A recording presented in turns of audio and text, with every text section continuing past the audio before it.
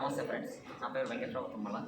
ఈరోజు మీకు స్వామి వివేకానంద గారు చికాగో పార్లమెంటరీ రీజన్స్ చికాగోలో మాట్లాడిన స్పీచ్కి ముందు సినారీ స్పీచ్ చెప్పేటప్పుడు ఆయన సినారీ స్పీచ్ అయిపోయిన తర్వాత దాని రిఫ్లెక్షన్ త్రూఅవుట్ వరల్డ్ మీద ఎలా ప్రభావం చూపిందని చెప్పే ప్రయత్నం చేస్తాను.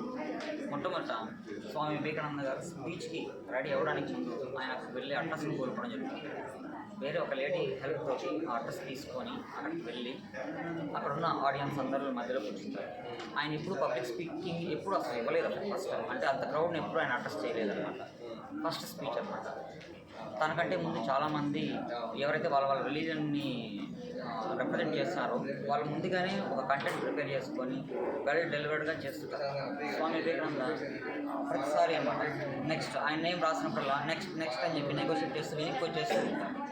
సో అలాగ ప్రతిసారి చాలా బాగా ప్రజెంట్ చేస్తారు. ప్రతి ఒక్కళ్ళు లేడీస్ అండ్ జెంటిల్మెన్ ఇలాగ సంబోధిస్తూ ఉంటారు. స్వామి వివేకానంద టైమింగ్ రానే వస్తుంది, లాస్ట్ ఆయన వస్తారనమాట. సో అప్పుడు ఆయన వచ్చినప్పుడు ఆయన ఆ మదర్ సరస్వతిని దేవిని తన నాలుగు మీద తీసుకొని స్టేజ్ దగ్గరికి వెళ్ళి ఒకసారిగా మన భరతమాతని తలుచుకొని స్టార్ట్ చేస్తారు. Sisters and brothers of America అని స్టార్ట్ చేస్తారు. ఇంతకుముందు నుంచి వచ్చిన వాళ్ళందరూ డియర్ లేడీస్ అండ్ జెంటిల్మెన్ అన్నప్పుడల్లా లేనిది ఈయన ఒక్కసారి అమెరికన్ సోదరి సహోదరుల అని ఫోన్ చేసుకోగానే వాళ్ళందరూ లేచి స్టాండింగ్ ఓవేషన్ 3 minutes క్లాస్ కొడతారు. తర్వాత ఆయన ఏదైతే చెప్పాలనుకుంటారో ఆ కంటెంట్ చెప్పేసి ఆ ఉద్వేగంతో అలాగే కూర్చుంటారు. నెక్స్ట్ డే మనకి ఎక్కడైతే ఇక్కడ మనకి హిందూ పేపర్ ఎలాగ ఉంటుందో అక్కడ యూఎస్లో వచ్చి హెరాల్డ్ అనే పేపర్ ఎలా ఉంటుంది, అలాంటి న్యూస్ పేపర్స్ అన్నీ పార్లమెంటరీ ఆఫ్ రిలీజియస్ స్పిరిట్ని రిప్రజెంట్ చేసింది స్వామి వివేకానంద.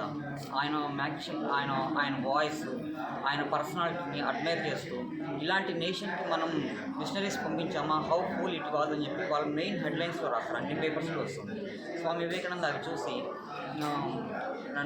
నేను సెలబ్రిటీ అయిపోయాను అలాగేం అనుకోరనమాట. మళ్ళీ వెంటనే నైట్ అలాగే కూర్చొని ఆ లగ్జరియస్ ఆ బెడ్ రోజెస్ మీద కూర్చొని ఇంత లగ్జరీగా ఈ కంట్రీలో ఉన్నప్పుడు నా కంట్రీలో ఉన్న పేదవాళ్ళు నేల మీద కొనుక్కున్నారని చెప్పేసి అది వదిలిపెట్టేసి మళ్ళీ నేల మీదే ఉండేసి ఆ మదర్ హార్ట్ని చూపిస్తూ తను పెట్టేది చూపిస్తూ ఆయన ఆ మదర్ హార్ట్ని రిప్రజెంట్ చేసి మన సంస్కృతి ఏంటి, మనం ఎవరినైనా కలుపుకోగలుగుతాం అని చెప్తారు. ప్రతి ఒక్క రిలీజన్లో ప్రతి ఒక్కరు ఏం చెప్తారంటే మా రిలీజన్నే గొప్ప, మా రిలీజన్ అన్నీ నేర్పిస్తుంది.